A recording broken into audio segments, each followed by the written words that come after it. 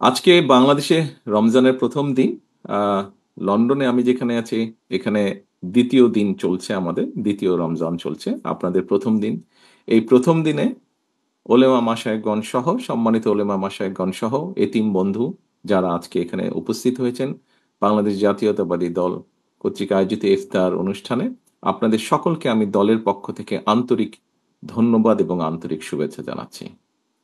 সারাদিন আপনারা রোজা রেখেছেন এবং আমরা যতটুকু জানি ইফতারের আগে একটি দোয়া কবুলের বোধহয় খুব সম্ভব উত্তম একটি সময়।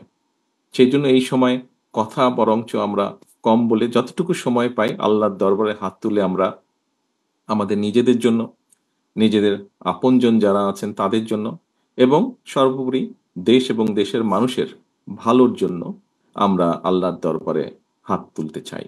তার আগে যদি যতটুকু একটু কথা বলতে পারি আমি, ২-১ টি কথা আমি আপনাদের সামনে একটু তুলে ধরতে চাই। আমরা সবাই জানি রমজান আমাদেরকে কয়েকটি জিনিস শেখায়। এখানে আ গুরুত্বপূর্ণ ওলেমা এবং মাশায়েখগণ আছেন। উনারা এই জিনিসটা আরো ভালোভাবে বলতে পারবেন। আমি যতটুকু আমার অবস্থান থেকে আমি দেখেছি যে রমজান আমাদেরকে বোধহয় শিখায় সংযম হতে। রমজান আমাদেরকে শিখায় কিভাবে ধৈর্যশীল হতে। রমজান আমাদেরকে শিখায় কিভাবে আমরা মানবিক দৃষ্টিকোণ দিয়ে মানুষের পাশে দাঁড়াতে পারি। শুধু বোধহয় মানুষই নয়, আল্লাহর সৃষ্টি, প্রতিটি সৃষ্টির পাশে যাতে আমরা যেহেতু আল্লাহ আমাদেরকে মানুষ সৃষ্টির সেরা জীব হিসাবে সৃষ্টি করেছেন, আমাদের দায়িত্ব নিশ্চয়ই প্রকৃতির যা কিছু আছে, যা, যা আল্লাহর সৃষ্টি, সবই আল্লাহর সৃষ্টি আমাদের আশেপাশে যা আমরা দেখি, যা আমরা যতটুকু জানি। সেই সৃষ্টিকে যতটুকু সম্ভব সৃষ্টির পাশে দাঁড়ানো, সেটিকে রক্ষা করা বা সেটিকে সহযোগিতা করা, সেটিকে যত্ন নেওয়া। সোজা কথা, রক্ষা আল্লাহই করবেন আল্লাহর সৃষ্টিকে, সেটিকে যত্ন নেওয়া। এটি আমাদের রমজান আমাদেরকে শেখায়। এখানে উপস্থিত সম্মানিত ওলেমা মাশায়েখগণ আছেন। একজন মুসলমান হিসাবে আমার কাছে একটি প্রশ্ন বারেই ঘুরপাক খেয়েছে।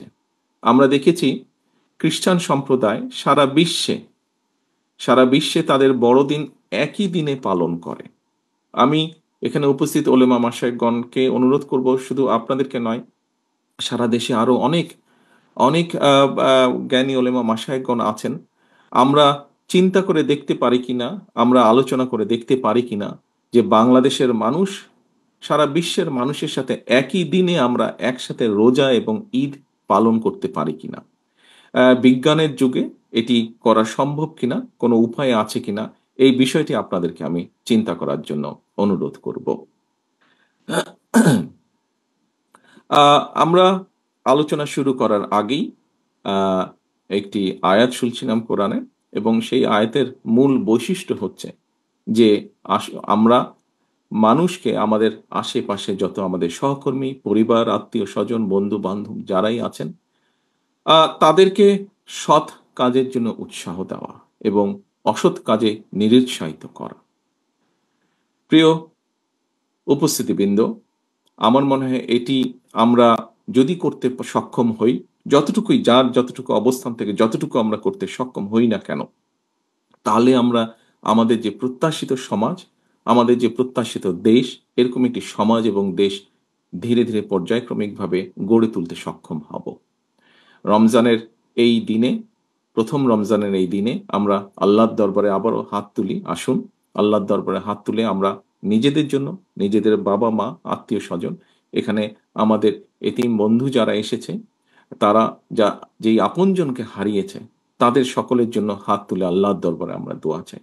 আল্লাহর দরবারে আমরা দোয়া চাই, আমাদের এই যে প্রিয় মাতৃভূমি, যেটি আমাদের ১ম এবং যেটি আমাদের শেষ ঠিকানা, সেই মাতৃভূমিকে যেন আল্লাহ একটি রহমত দেন।